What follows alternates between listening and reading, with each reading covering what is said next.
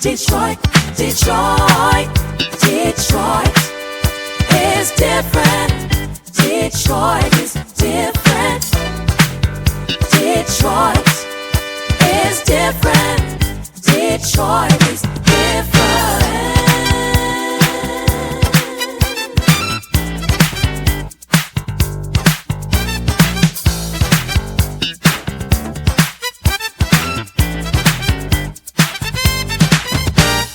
Said, welcome back to the Detroit is Different podcast studios. And in studios, I got somebody that's from this side of town, but working in studio on the other side of town. The other side of town that we definitely love, the east side.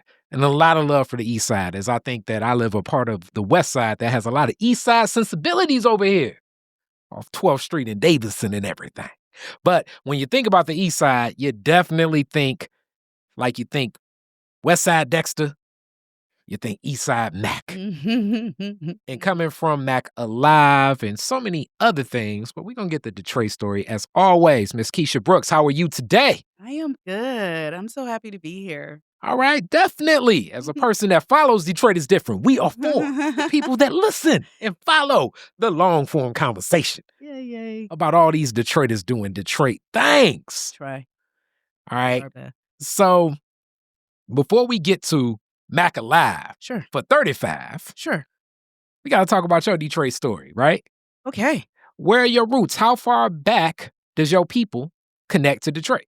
So I was born and raised in Detroit. My mother is born and raised in Detroit. Okay. I went to Mumford High School, class of 93. What up, though? And I grew up on the west side all my life until I became an adult. That's when I became on the east side. All right, and you speeding through a lot. So you said you was here, your mom was here. Yeah. So grandparents, where were they bounced from? Mississippi is where my grandmother on my mother's side is from. Jackson, Mississippi. Okay. My father's side of the family, my grandmother was from Alabama. I don't know. Whereabouts? I don't know. So Jackson, Mississippi. You ever been down to Jackson? I have not yet. Okay. So I have a bit of a story. I just recently decided to trace my roots. I'm an only child born of an only child. And so I don't have a lot of family. And there was a time where my nana told my mother never to go back south. And so all of my history or all of my family that is down south, I don't know. So that definitely stops. And, some Detroit ties. And we're definitely in prayer and support of Brother Chokwe Antoine Lumumba and Chokwe Lumumba, one of my big homies. A lot of them Detroit ties, too. So that Jackson-Detroit connection exists. But as you said, your nana said, look, let's not go back. And that was something that was very present in the hearts and minds of many. Yes. That came up north. Yes.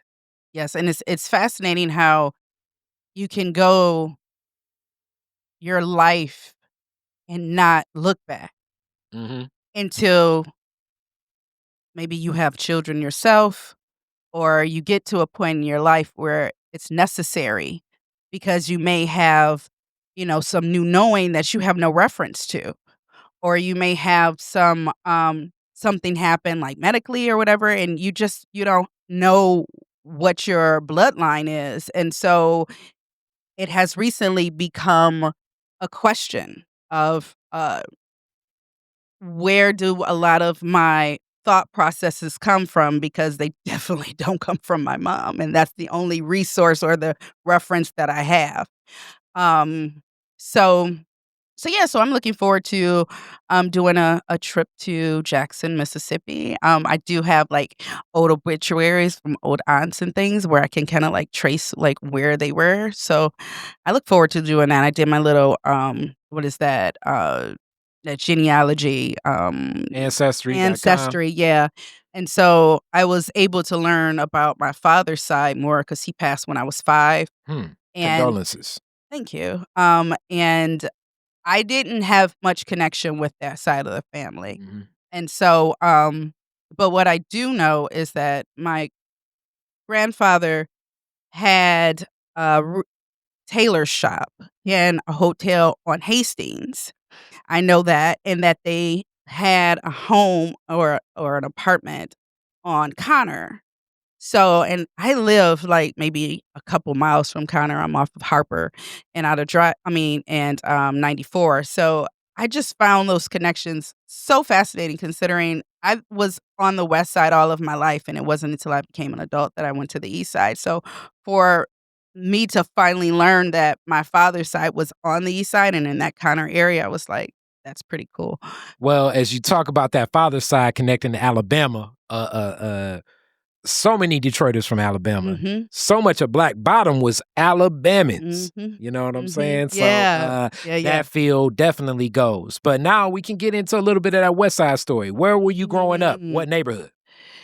So, we started on Hazelwood, right off of, between 2nd and 3rd, where Okay. Fofos used to be up So I on consider the that's not, people don't consider that the North End because it's on this side, but I Mhm. still look at all of that stuff Me too. as North End-ish. Yes. So like if you want to get real technical and everything, you can be technical, but Mhm. all of that stuff is the North End. Mhm. And what era are we talking? So I was born in 75, so my nana lived there all of my life until, about 1990. So, I would say she was in that house for about 30 years. It was a two-family flat right there on the corner. I think right now, there's that, like, vegetable store Yeah, that's right there. it's So, right right there. at that alley, my mom was in that first house. That's So where we grew up, in that a first lot house. of culture over there, Uh-huh. definitely faith-based community over there, but also Absolutely. street life. I mean, the Chambers Absolutely. brothers and Absolutely. the premise for what becomes New Jack City really is taking place, As as I'm well as a guessing you're little bit of seeing that. Motown, because my And nana Motown, tells the yeah. story about there was an apartment building across the street. It's no longer there. I think it's like a park or something now. Mhm. But she talks about how Smokey Robinson, when he was a Yeah. little boy and he was so bad and blah, blah, blah, and he used to run Yeah. through here. So, yeah, those were really great memories. And then we moved when I was about 5 over on Greenview between Outer Drive and Curtis. So like a So- whole nother culture, whole nother field, deep west. Deep West, Rosedale Park area. It used to be Marygrove up there. Now it's like WC3, I want to say. Mhm. But yeah, and went to private schools. Presentation. What was that neighborhood like when you were a kid? As even Fun. now, what do you remember? What stood out? It was fun. I never miss having siblings because there was always somebody to play with. Mhm. And so, I find it fascinating that kids don't go out and play, because we used to just go outside, and I never was in the house until like street lights came on. Then I came in, right? Now, in defense of kids nowadays, they gonna be like, "You ain't have one of these, and you ain't have a PS5." I'm just. I get that, but that's what they're gonna say. I'm not gonna go there right now. Hilarious. But I'm not gonna go there right now.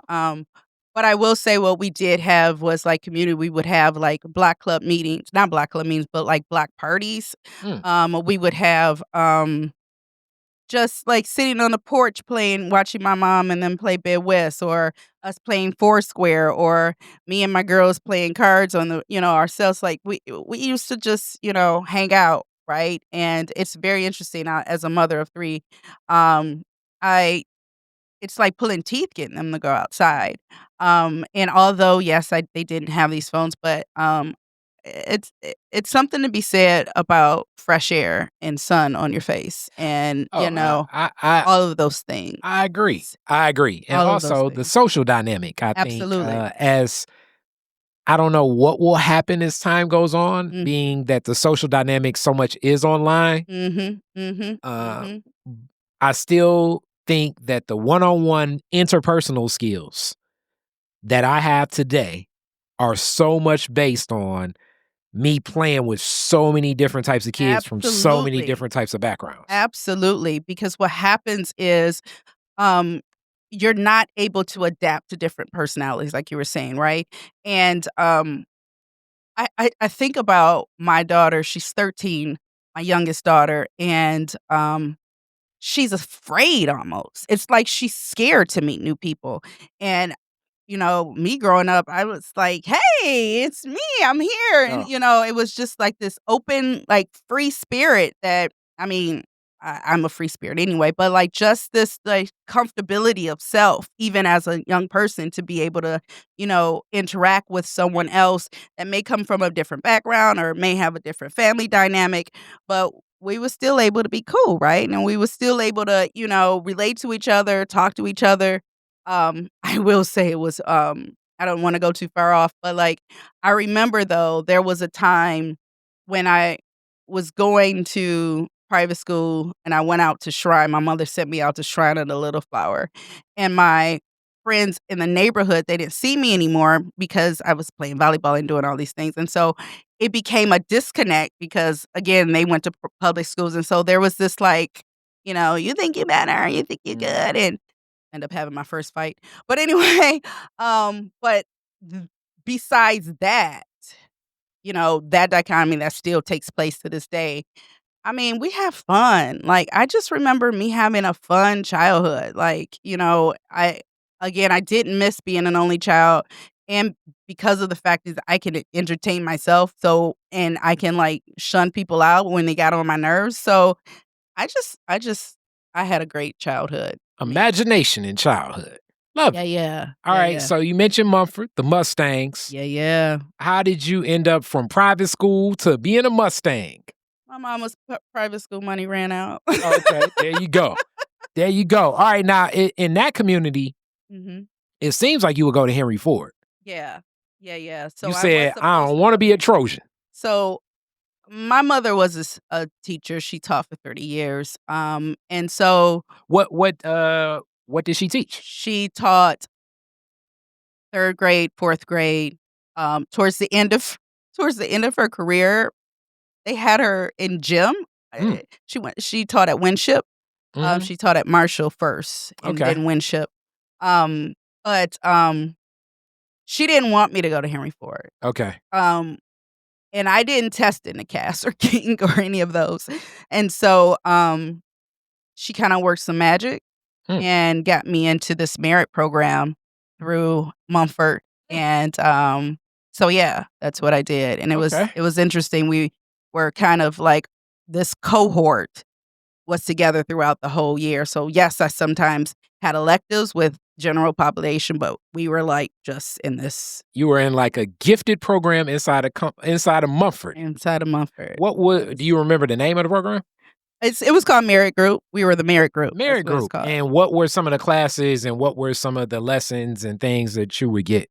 I mean, it was the same classes. You had your chemistry, you had your algebra, you had your, just regular, but we were just in this cohort together. I would say that maybe they were more like AP classes. Mm. But there wasn't anything like over the top, like, we didn't do anything extra. We didn't have, like, a extra business class, or we didn't have an extra, like, curriculum. We didn't. It just that was the group that we worked together. And Mumford Mustangs, many have been definitely here on Detroit is Different, but Yeah. one heck of an alumni class Yeah, too. we do. When you think about the Yes, traditions that and connect to that and all the different people mhm. that connect to Mumford. Mhm. Mhm. Mumford has a very rich history, and, it's an amazing it's weird to see the new building, and you know what I miss the most about Mumford is I miss the driving range course. Like, I miss the fact that I could get my driver's license straight out of high school, and it was a class. Like, I can get an A and then go to Secretary of State and get my license. Like, that is it's fascinating how that's not available for our young people anymore. But yeah, I enjoyed my time at Mumford. It was interesting, it was weird. I remember when I first got there, I had never been to a public school, and I had never, I was really intimidated. I was kinda like, and I had this, girl, her name is Cherie, and, she was like, "Girl, you too cute to be walking around with your head down," and she, like, kind of, like, was that that that homegirl that kinda just got me out of That's my cool. shell, and then Shout out after Cherie. that, yeah, and so, um, I don't know, Mumford was cool. Okay. Yeah, All right. that was cool. So from Mumford, where do you go? I went to Western Michigan University, Other for side of the about 3 state. I know, right? Major, but I did not finish there. I was there for 3 years. What led for you to say, okay, let me go to Western and just such a different culture over that way? How did you adjust? What attracted you that way? So I initially wanted to go to a HBCU. I just knew I was gonna go to Alabama, A&M, and then I kinda changed my mind a little bit.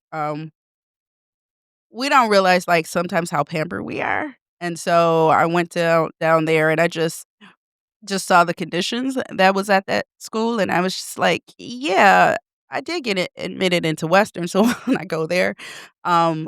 So that's how that happened. I ended up just going to Western. I got some money to go to Western. I didn't get any money to go to Alabama, so I went to the school that gave me money, and so that's how that happened. And I was an RA there. I had great connections. It was the best time of my life. I was able to be away from my mother, and I was able to make choices for myself, and I was able to kind of like learn how to be self motivated. I learned how to you know, be self-disciplined, and, I remember that first year, I fell off, and you will lose your scholarship very fast, right? And so I had to, really learn how to self-motivate so I can come out of a hole, Mm. and not, blame anybody else because it's so easy for kids living at home to blame their parents for everything that they're not able to achieve, but, when you're at college and I could not go home. Oh, heck no, I can't go home, so I gotta figure this out. And so I did. I figured it out and, um, made ways to compensate for not getting that scholarship dollars by being an RA and, working in the, financial aid departments and things of that sort. But, I got an opportunity to go to U of M Dearborn. And so that after my 3rd year, I went to U of M Dearborn, Okay. and I graduated from there in '98 with a psychology degree, So and so before we even do that, Mhm. let's stop for a moment Sure. and kind of reflect on a couple things you went and touched on. So for anyone that definitely is that young age where it's like, I'm grown up now, and you leave the nest. Mhm. Coming back to the nest, the contract is a whole new contract. Mhm. You know, Mhm. everything that was before Mhm. does not necessarily exist. Mhm. What you don't feel like is nothing that your parents, Mhm. which are now interacting with you more in an adult to adult Mhm. relationship, is new. So Mhm. I want to clarify that. But also, you were away for 3 years and you come back to the Detroit area. Mhm. 3 years isn't a lot of time, but 3 years from that age, Mhm. I'm guessing you're seeing so many things different in Detroit. What do you remember coming back to Detroit that stood out after that in that journey? And we're talking about like a late 90, like a mid late 90s Detroit. So I'm gonna say this. I was a hip hop head. I used to go to St. Andrews and the hip hop shop from like say 93 to 90, like when I went to school. Okay, so 1 second. All right, now you touched on some 92. Detroit culture that we definitely must go into. Shout out to Maurice Malone Amen. and rest in peace to Proof. Proof. Hmm. How did you connect to the hip hop shop and first connecting and then you, I guess, like really being that you went to Mumford and you were coming from like that Henry Ford area, you like are passing it by in your travels almost all the time. How do you get there? So I a girlfriend, a homegirl of mine, took me to my first Roots concert. It was $5 at St. Andrews, And what year and is this? this is about 92. Okay, This is so like this is 92. like first album. Mhm. Yeah, Mhm. I can't cuss.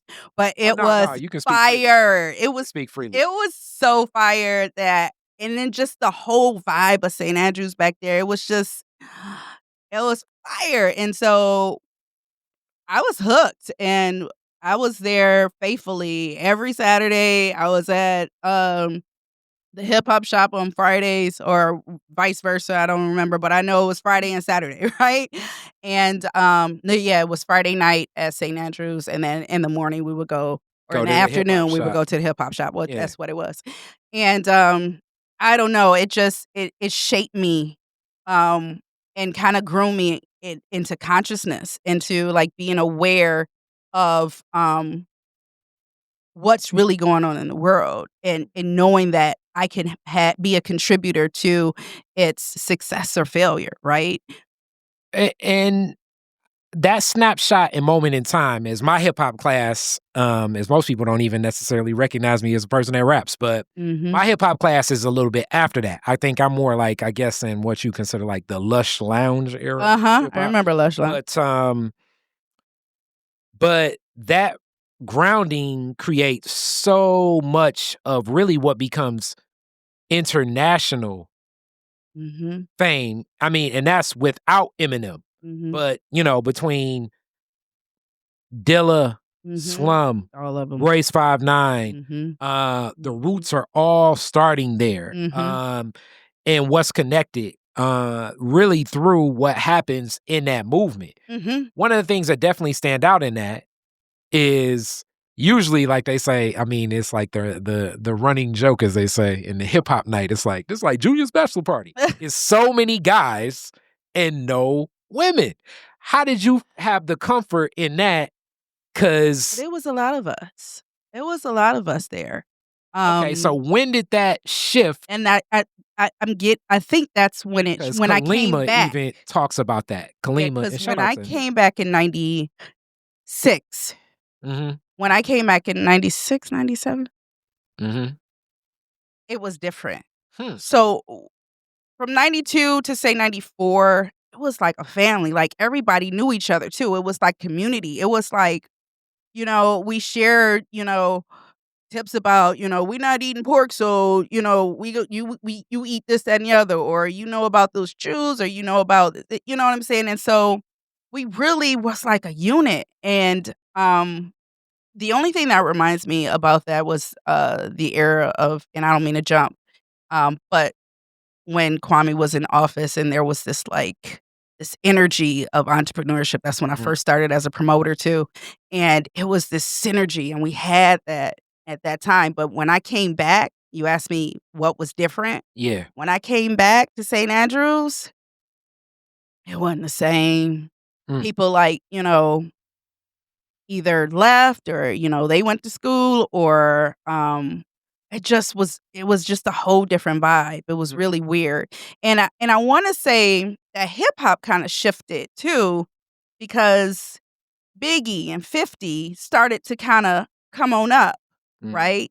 And, you know, I'm used to like Kwame and Tribe, and, you know, Eric B. and Rakim, and MC Light. And so when hip hop shifted, so did St. Andrews, right? And so it wasn't that jovial, like backpack, like crew that's like, you know, out here and we trying to, you know, figure out how to save the world, so to speak. It became this like darker. What I say is like, it used to be St. Andrews and what's the name of the club? That's the it used to be right next to it. Oh, I can't think of it. St. Andrews and Legends, right? And so, and it was two different crowds. Yeah. You had the backpackers and, you know, the rappers and the, you know, baggy pants and all of that on the St. Andrews. And then you had this like a Versace gangsta Versace, you know, all of that. And we used to be like eyeing each other. But like when 98, 99, 100, 2000 hit, it shifted to more of that Legends crowd, kind of that more harder, that more, and I couldn't relate. That's interesting that you uplift that, because even Kalima in our interview, Nikki D, speaks to that, and then just shifting that. Hence, this is like the arc of a lot of other cultures, and what Rhythm Kitchen then becomes Mahogany, into so much of Cafe Mahogany. So like So basically, if I'm hearing you correctly, and you may be the first person, I'm just piecing it together, a lot of what the spoken word scene and the hip hop scene were kind of meshed together in that in the formation in the beginning, hence Jessica and Proof being so cool and everything. And then as hip hop becomes more gangster, it just spoken word kind of takes in the art. But before it was everyone was kind of more cohesive. And even the spaces for that kind of like scattered. So like Cafe Mahogany was a favorite place of ours. And then when that shut down, I know that what is John George's thing that's over on the west side on Grand River? He has spoken word over there. Grand River and oh, you mean the Artist Village. Yes. So I mean that was still there. So that kind of came up 98, 99 or a little bit afterwards. Alicia and John, definitely that bond and Artist Village. That kind of kept it alive, right? That kept that whole genre of expression alive, which is very important because I believe that it also ushers in critical thinking that is been lost. So, yeah. All right. So from there, you touched on like the promotion and that time and that snapshot. Yeah. Right now, definitely the way media arcs the Mayor Kilpatrick administration is nothing like, I think, a lot of the younger Detroiters at the time, especially like Generation X, that really felt as though his administration was an extension of a timeliness of everyone stepping up to the plate. Absolutely. Like it was something that some people aren't, because it's almost like such a pariah to mention, but like certain people are like kind of hitting on like, is Mary this same type of movement? And in some ways, I was around at both. I feel it's different because you'd almost have to be here to experience it. And because he was such an underdog and unexpected against the Gil Hill in that first election, and even in that second election against Freeman Hendricks too. So it was a different, but that first election was a moment in time, and you're into promotions. Not anymore, but yeah. But at the time, I'm speaking. Yeah. What are you doing in promotions? What's happening with the culture? How are you embracing now that you got a degree and engaging in the culture of Detroit? So that was a very interesting time because I will say, as much as I was so excited about me feeling free enough to be able to do the things that I want to do. I don't have to go to this, like, because I worked at Verizon Wireless for about 4 years after I graduated.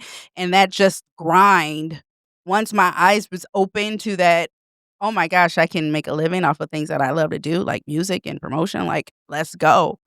But one thing that I found is that because I was very much sheltered and very much into the idea of working for someone else, you're not taught how to be a business owner. You're not taught how to create your own checks. You're not taught how to properly ask for compensation for your services. And so I got used up working for people, and like you're supposed to do it for free, like you don't have bills like everybody else. And it was very interesting. So I worked with a few local artists to help promote them. I worked with a few business owners, like hairstylists and things of that sort, to promote them. And worked with a friend of mine who had a record shop over on 7 Mile. We used to do open mics and things of that sort. And so, learned the grassroots guerrilla promotions, passing out flyers to everybody's car and going to all the different events. Like, there was a time where I knew what everything was going on. You would give me a call, like, Keisha, what's going on today on a Wednesday? And like, da-da-da-da-da-da. So yeah, it was fun, but extremely stressful because I am not a street kid. I don't know none of that. All I know is, how to take instruction and how to do what someone tells me to do. And that was a very pivotal point in my life to where I am today, because it forced me to, have to expand myself and learn how to sell myself and learn what my value was and learn what exactly I have to bring to the world. And so, it was fun, but I don't remember some of it because it was really, really hard, Okay. really hard. So today, and what brings you here, and how we connect, also in massage therapy, but at Mack Alive. And for people that don't know Mack Alive is an organization, 35 years, have been doing a parade, like for real. Like I say, that's for sure the East Side. My connection there years ago, I was in Buddies in Business. We hear the other interview and me talk about it. And Alberta Tinsley to lobby. And a lot of that organizing over that way, Southeastern footprint. And a community house, similar to what's here with the Detroit is Different incubator, and art gallery, so much more, but also Keisha is in effect, helping with healing and wellness. How does that happen? How did that happen? How did that happen? So, a friend of mine, Dana, the network junkie, shout out to Dana, the network junkie. She invited me to an event. They had this like open forum to just have conversations about what's happening in our communities. And I was just there on the humble or whatever. You introduce yourself, and sometimes something comes over me, and I just spoke what I do and why I do it. And Miss Artina, who was the executive director of Mack Alive, saw me, and I did not know at the time that she was developing this program for seniors called Health Matters. And so, as I was explaining to her how, massage therapy has a way to affecting the body at a cellular level and even ancestral level, I think she got excited and asked me to come and do chair massages. And so I did. And for the last 3 years, every Thursday, I am there doing chair massages for the seniors. That's what's up. And it's pretty cool. It's absolutely free to any senior. And it has allowed me also to expand my business base as well. I have some of them now as my clients. But what I found fascinating about the elders at Mack Alive is that they're very robust. They're very strong. You got 80-year-old women that's starting businesses. And, we tend to overlook the seniors. We tend to kind of put them to the side somewhere, like, oh, you're just go and watch TV somewhere. But no, they're strong, they're capable, they're intelligent. And I've helped a lot of them, through some aches and some pains and some things that, doctors said that they will have to live with for the rest of their life, and they now don't have that pain. That's cool. So, yeah, I enjoy it. All right. So now as we get to that, I definitely got to connect. When do you get into the massage and healing and that world itself? So, during that very darker around time. Mesa is 20. So in about 2005. Okay. 05.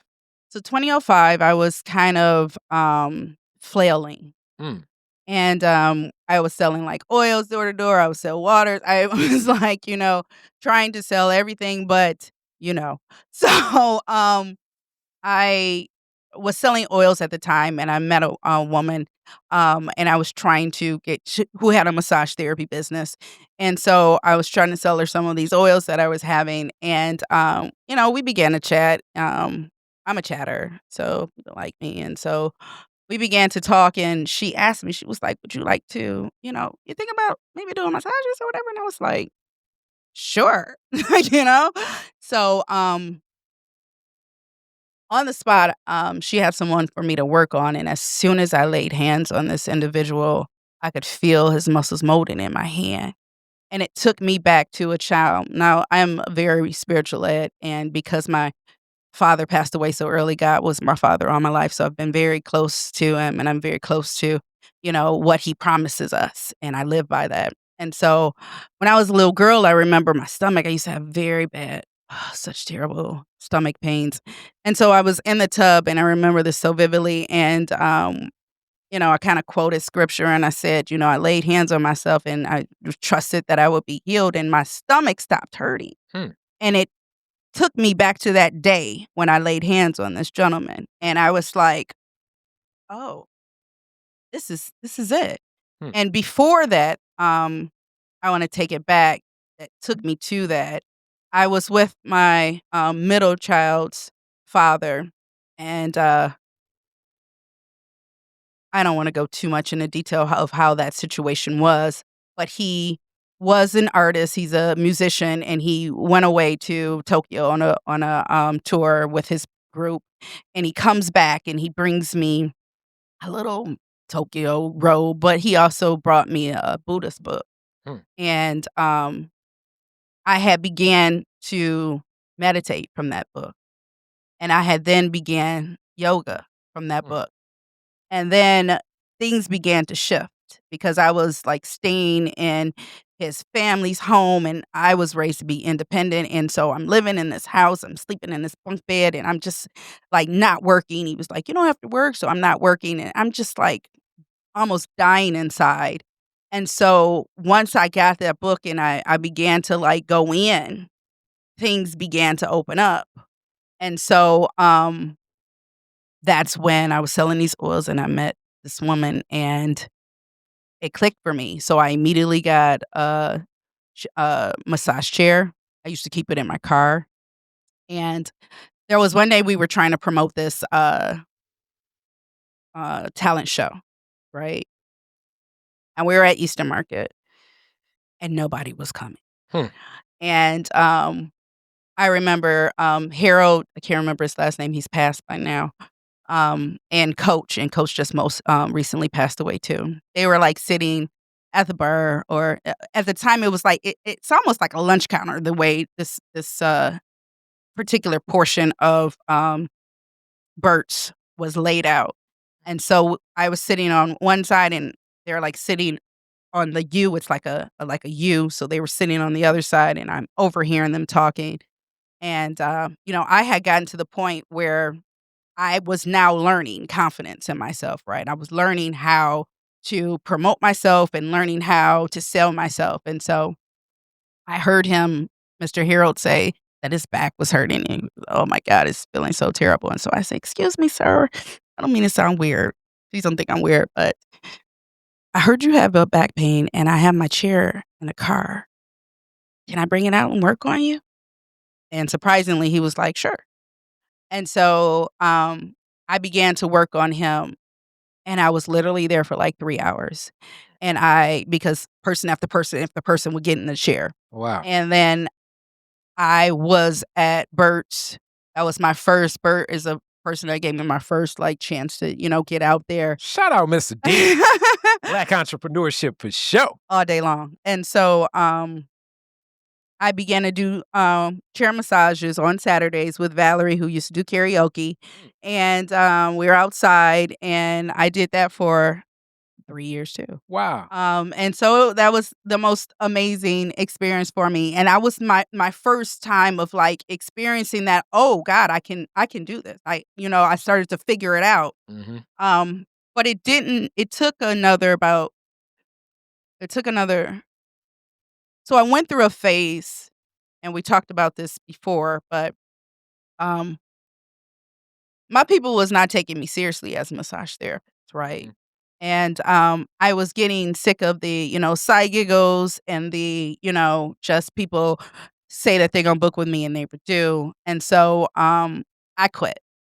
I just quit for about 7 years. And then I had my third child. And so I was in the restaurant industry for a very long time, for about 10 years. And that's what paid my bills. But I also did like community work. I also worked with Build On. I did after school service learning programs and projects. And on the side, I had like a few clients that I worked on. Actually, the house that I live in belonged to one of my old clients that I used to work on. And when she passed away, her niece sold me the house. But so everything is interconnected. And I find that in my life too.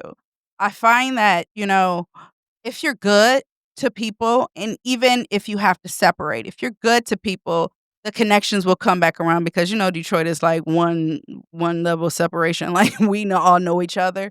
And so it's very important. And I raise my children this way too. You be careful how you treat people because it will come back around. And that's what's happened in my life, where I've been blessed to be able to be in the different circles where if I wasn't covered here, I was covered somewhere else. Mm-hmm. All right, so as we get to a close on this one, we're going to ask the classic ones, but let the people know what they in store for if they come out to the parade with Mack Alive. So listen, y'all. So we have 2 amazing events that take place. So the first one is an introduction, and it is the 15th year of Praise in the Park. And Praise in the Park is a program that infuses the love of God and the appreciation for what is to come. And so we have like gospel artists, and we have speakers, and we have a few vendors, and it sets up the premise for the parade, right? And so it's amazing. We have about 9 acts. We have about 4 to 5 speakers. We have a DJ. We just praise the Lord on that day, and we give God the glory for allowing us to be in this space for 35 years and at Praise in the Park for 15 years. And so that starts August 22nd, and it's from, I want to say, 4 to 9 o'clock. And it's actually at Mack Alive. So Mack Alive is located at 3746 Fisher Street. And then we go into the Saturday, which is August 23rd, and that's when the parade starts, right? So this parade is one of the largest parades besides the Thanksgiving Day parade in Detroit, right? And it's been running for over 35 years, for 35 years, not over, for 35 years. And so we have floats from the parade company. We have Corvette show displays. And when I tell you the display of these cars and the slingshots together is something to see. And we are starting at Mack on St. Jean's, and we come all the way through Mack. So all of those territories that have been neglected and forgotten, as Kim said, the Mack and Bewick area, that's where we go through. We go through the areas that no one else wants to come through, not even our news, unless it's something terrible happening. And so there's also a rally that takes place afterwards where we have a food drive where we give away food from Forgotten Harvest. And we also have a clothes drive for young women and men and just individuals, children that, it kind of it's getting crazy out here. And so if you can get some help with some shoes and some coats or some pants and tops, you can come out on the 23rd and find some gently used clothes. We don't have just junk. We have gently used clothes. The shout out to Precinct 7 who brought so many boxes of clothes. And then we also have a bounce house. We have entertainment. We're going to have vendors. This year, we're going to have a health and wellness tent with massage therapy, with sound bowl healing and all of the things. And so it becomes like an opportunity for our community to be celebrated, right? For our community to be acknowledged that we're still here. And there's a story that Miss Alberta says about how she got the idea and it started because there was a parade happening over off of Lafayette that she wanted to be a part of. Or she was just asking, her grandson saw it, and someone saw it. And because her grandson is very young, he's not 35 years old. But anyway, someone, she wanted to participate with it, and she wanted to be a part. And they told her, oh, this is just for our community. You can't really be a part of it. And so she said, okay. And she started her own. Mm-hmm. And meanwhile, that one no longer exists. Mack Alive still does. You got that right. I love it. And so we just are... You got to tell people when. It is August 23rd, Saturday. And the parade starts at 10 a.m. and it proceeds down. It usually takes about 30 minutes, maybe 45 minutes. And then we will be out at the rally site, which is at Jennison's Lutheran Church. We use their park lot until 4. It's about 4 or 5 o'clock. Cool. Yeah. All right. And classic Detroit is different questions now. Okay. Your very first car, year, make, and model, year you got it. It was a Ford Escort. Okay. That my Nana got for me. There you God bless go. her. I love you, Nana. And it was in 92. Okay. Yeah, I think I was a junior. Where was the first place you went when you got it? Oh my gosh. I don't know. I just remember I used to be the girl to drive everybody everywhere because I was the only one that had the car. But I don't know. Maybe the school? I don't know. There you go. There you go. I don't know. All right. You're the DJ at the end of the fireworks, Woodward and Jefferson. You get to play 2 songs. What songs you playing? A DJ or 2 songs that I'm playing. Oh, wow. So I'm playing Summertime. Okay. And I'm playing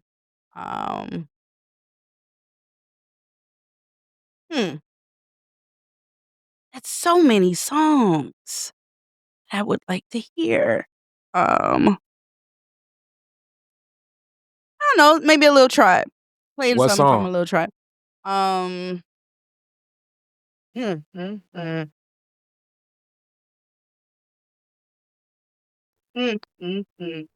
You know what comes to mind? What? Scenario. There we go. All right. Remix or I'm just messing. I know, right? All right. With that, you could rename Woodward after one Detroiter. Who would it be and why? I'm a catch flag. But I don't care. I would name it after Kwame Kilpatrick. Okay. Because he has been our fallen soldier that we didn't protect. And he started everything that Duggan has finished. Wow. Okay. I'm with that. Thank you so much. Thank you so much. This Detroit is different. Yay. Thank you for having me. Yeah. Peace. Peace. Detroit is different. Detroit is